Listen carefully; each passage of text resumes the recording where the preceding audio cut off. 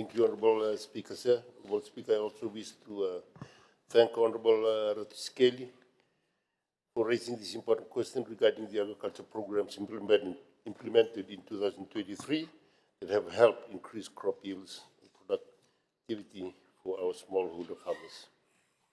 Honourable Speaker, sir, I'm pleased to provide an update of the major agriculture programs, including implemented since 2023, particularly those that are delivering increased crop yields, improving productivity for smallholder farms across Fiji. These are one, mechanization and outsourcing programs. Since 2023, the Ministry has increased its support for mechanization, recognizing that machinery has rapidly increased smallholder farm productivity and expansion. And successive national budget allocation, significant funding has been allocated for the hire out of farm machinery and outsourcing of land preparation and mechanization services to private contractors.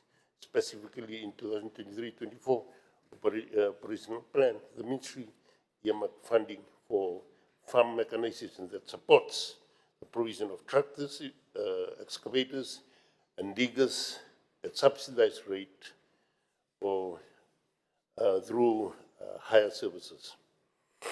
Outsourcing land clearing and farm preparation services has helped unlock underutilized or fallow lands, enabling smallholder and highland farmers, including in remote areas, to bring more land into production. In the current year, 2025-26 financial year, the Ministry has again allocated funds for farm mechanization and access of machinery, reinforce the commitment to mechanization. This mechanization effort reduces labor needs, accelerate land preparation and planting, and improve timeliness, which together raises yield, increase planted area, and allows smallholders to produce at a scale close to semi-commercial. This drive is closely aligned with our broader goal under the Ministry 5-year Strategic Development Plan for 2025 to 2028, and that is to accelerate commercial agriculture through mechanization. Small farm implement, number two is small farming equipment programs. Recognizing that not all smallholder farms require large tractors, or where farms are located in remote or fragmented land, and where large machines is impractical, the Ministry maintains a small farming and agro-processing equipment initiative.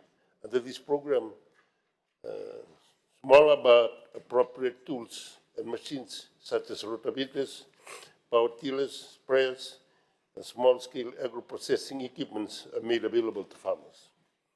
Through subsidized cost sharing of 1/3 from the farmer's contribution and 2/3 government contribution, smallholder farms can acquire equipments at a lower cost.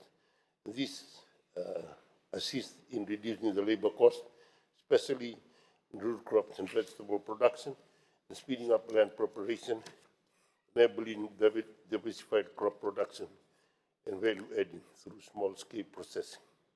By making appropriate equipment accessible and affordable, the Ministry ensures that smallholder farmers are not left behind as the sector develops.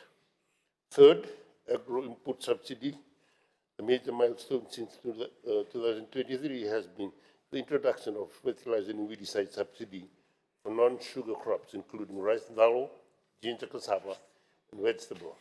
The subsidy of Fiji's $1 million and its aim to reduce import costs for smallholder farms enables them to apply fertilizers and weed control more regularly and effectively to obtain higher crop yields.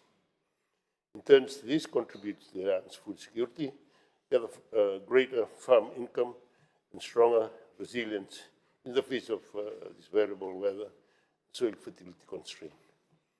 This agro-input subsidy is a key pillar supporting the ministry's vision to promote food security. Fourth, farm access roads and infrastructure programs. Another critical constraint for smallholder farms has been the lack of reliable access to market inputs and services due to poor roads and infrastructure connectivity. Since 2023, the ministry has initiated the supported program for the upgrading and construction of farm access road, as well as land preparation infrastructure such as flat land development, drainage, and irrigation and waterways maintenance. In 2023, operational plans included farm access roads as a priority. Improved road access reduces cost of harvest losses, accelerates input delivery, such as fertilizer, seeds, and agro inputs, and allow farmers to bring produce to the market faster and more reliable, thus incentivizing production, increasing volumes, and supporting transformation. Honorable Speakers, here, as part of a core program currently offered, the ministry also provides a range of tailor-made region-specific development programs.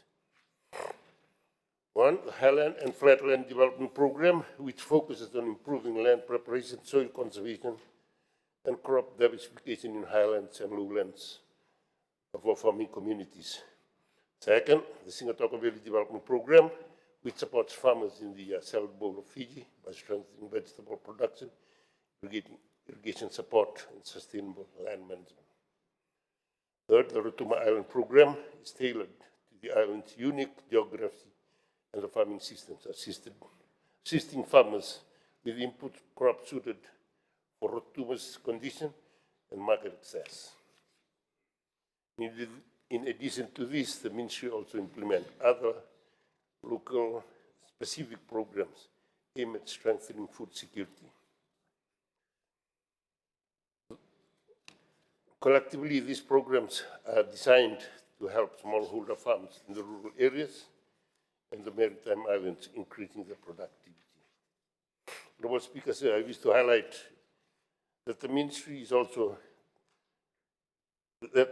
also continues to implement several commodity development programs designed specifically to support other smallholder farms. This program is an important component of our national strategy to strengthen food security, expansion of rural livelihood, and increase Fiji's overall agricultural productivity. Although these commodity programs, farmers receive targeted assistance such as improved planting material, essential farming inputs, and technical training and advisory support. The objective of the commodity development program is clear: to help smallholder farmers increase their crop yield and adopt better production practices and move towards more sustainable and commercially viable farming systems. These initiatives have not only helped farmers boost production, but has also encouraged diversification, improve market access, and support resilience against climate change. This transformation is essential. Not only will it raise income for a small livelihood for rural households, it will also strengthen national food security, support export potential, encourage agribusiness, and diversify our economy away from over-reliance of traditional sector. Because the ministry remains committed to working closely with farmers, communities, private sector partners, and other stakeholders to ensure these programs deliver tangible, lasting benefit for Fiji's agriculture sector, rural communities, and the national food security. And I thank you, sir.